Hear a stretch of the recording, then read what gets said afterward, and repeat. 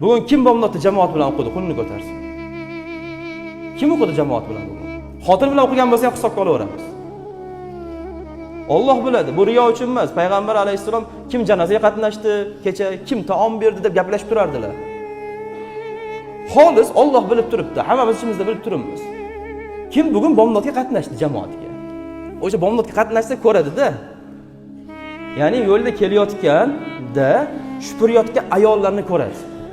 Bir kun oldin o'sha yaramas yigitlar tashab ketgan axlatlarni bechoralar shupurayotganiga oyligini oladi deydi. Mayli oyligini olar.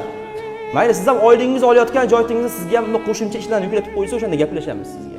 O'sha yo'lni tozalash kerak. Qanaqa yo'l? Daraxtlardan tushgan barglarni, chang to'zonlar yig'ilganini tozalash kerak. Odamlar axlatini tashab ketsa tozalash kerak degan emas-ku. Salmoq kengroq o'ylashimiz kerak ekanda, ularga ham qadrga yetishimiz kerak ekanda.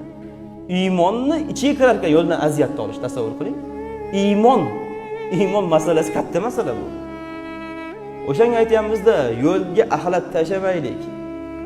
Yo'lni iflos qilmaylik. Nimaga?